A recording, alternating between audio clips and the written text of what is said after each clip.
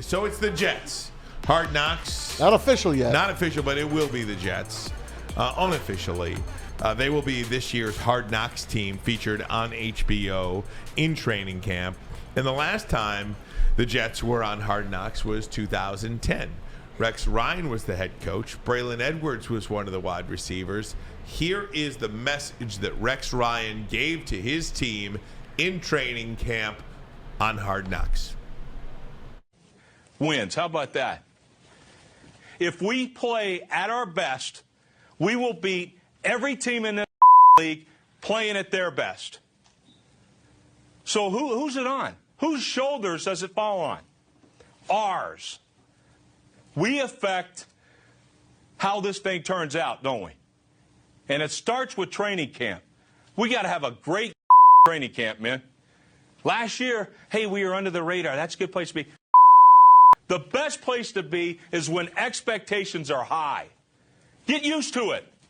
It's always going to be that way.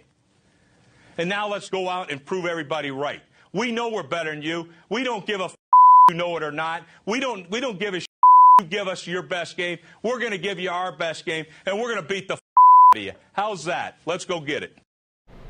Let's go, Rex! Woo! Dude, when you're in that room, what are you thinking when he says that? You saw me in the footage. Like I am. I liked your hat, by the way. You're always come on, man. repping. I'm always Detroit, always man. Detroit. You know what time always it is. Repping. You know what time it is. And you look the same, by the way. I appreciate that. It means a lot. You man. really do. I mean, that was 13 black, years ago. Black don't crack, man. No, it doesn't. You see me right there, man. Like I lift my hat up. Appreciate that, JB. You know what time it is. Like I'm dialed in.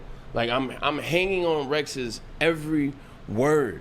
Like he was so genuine and authentic and vulnerable. Like he ain't know shit about offense, but loved defense. He knew everything there was to know about defense. His father, Buddy Ryan, like he treated us as men.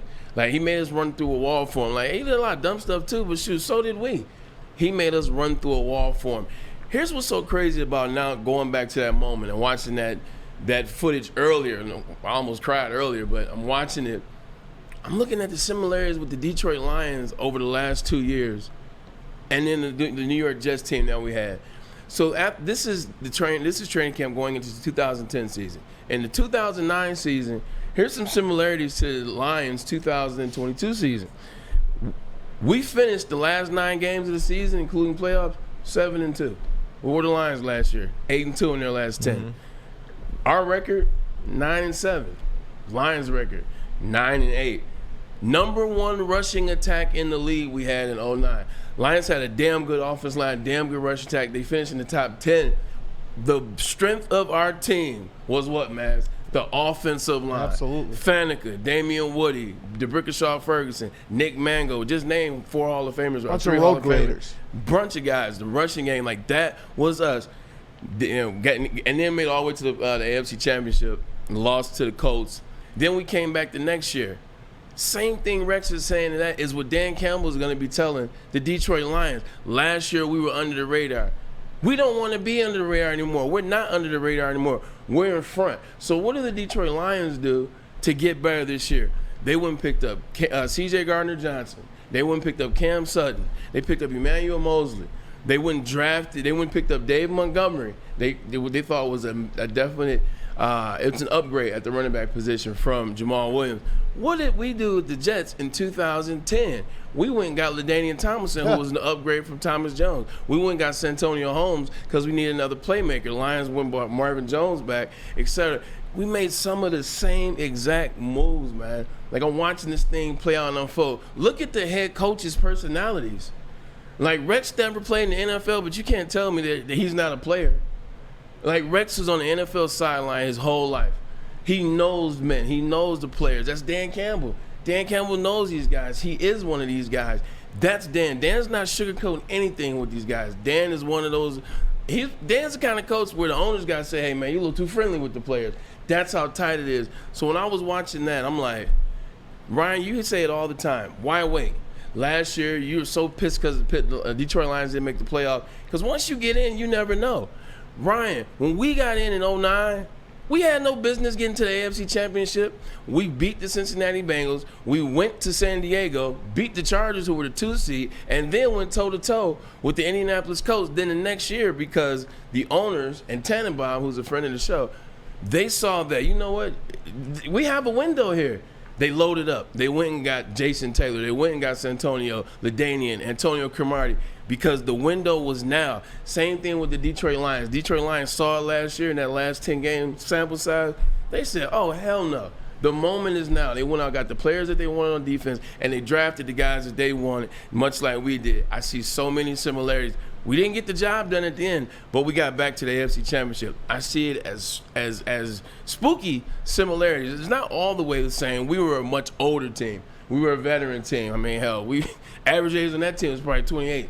So we're a much older team, but very similar as it relates to how you attack the next offseason after knowing what you kind of had, the energy, the coaches, the players, the buying in. We all talk great about each other. We will go to each other and support events. We put the egos to the side, and maybe that's how we relate to them too. LaDainian is a Hall of Famer, had no ego. Jason Taylor's a Hall of Famer, had no ego. Santonio, myself, Darrelle Revis, no ego. Cromartie, yeah. But that's how we were, and we all loved each other. Bart Scott, another Detroit guy on the team. Wait. So those are the similarities. Probably, I'm sorry I got on a little rant, but you look at 09, I look at 2022. You look at 2010, I see what the potential could be for the Lions in 2023. I'll take an NFC Championship. Yeah. And I think that's where many Lions fans, me included, believe they will end up. I do believe, division championship, playoff win or wins, and get to the NFC Championship game. And at that point, everything else is, gravy at that point. Lions fan. Exactly, Martha. Thank you so much for that. Not Martha, but Sheila. One of the things that struck out to me with the Rex Ryan speech that he gave to the 2010 team was in 2009, after a 9-7 finish in a wild card, you did sneak up on teams in the playoffs. They automatically thought they were going to beat you just by default. Much like last year, Lions coming in, we're going to beat the Lions. Now, they didn't make the playoffs, but nobody thinks that the Lions, when they play the Lions are going to win that game, except for Lions fans. Not because it's so funny you said that. In that San Diego game, one of the best tight ends of all time plays for San Diego Chargers at that time. Antonio Gates. Who's from Detroit. He's a friend of mine. He's a brother of mine. So I overhear him at halftime, yelling at the team. He was like, it's the effing Jets. Yeah. And so after we beat them at the end of the game, I went up to him. I was like, it's the effing Jets. He said, yeah, y'all the Jets. We shouldn't have lost to y'all. But that's my brother. We had a whole moment. I love it. But that's the perception, exactly what you said. They looked at, I guarantee you, they glanced through film. They got LaDainian, Antonio Cromartie. They got Gates, Phillip Rivers. This is the year they're going to do it. No, the hell it's not. You got to watch some film, and that's why, Ryan, it doesn't matter if you come in first or seventh now. You get in that dance in the NFL, you got a chance. Yeah, I got another video to show you as well. Go ahead. Rex Ryan, again, addressing the team. This one's a lot shorter, but he gets to his point, and then he wants to get the hell out of there and get something to eat. Let's make sure we play like the New York Jets and not some slap team. That's what I want to see tomorrow. Do we understand what the I want to see tomorrow? Let's go to eat a damn snack. Love that guy. You know who he reminds me of? You know who that reminded me of right there? Neil Rule. Yeah. Neil Rule is that intense. Yeah. Neil Rule is that intense. I love that. But just getting back to, do you have something here? I was going to say go where ahead. the origin of let's get an effing snack came from. Now, as you see right there, he said goddamn. So, this is about the third or fourth time that he said it. The first time he said it, let's get an effing snack, it's when the stuff was going on with him and Toegate. That was going on. We were trying to sign Darrell. We had signed Revis already. It was Toegate. It was something else. And then we played the Giants. And we played the Giants the second preseason game. Right. And most teams, the coaches go game 3. He wanted us because it's Giant. This is New York. He played all his starters in game 2. We played We played till. Excuse my friend. We played till halftime. Right. The reason why he was so mad is because there was a young wide receiver out of the University of Massachusetts wearing number 3 at the time, because he wasn't even going to make the 10, by the name of Victor Cruz. Ooh. Victor Cruz had 192 yards on 3 catches and 3 touchdowns.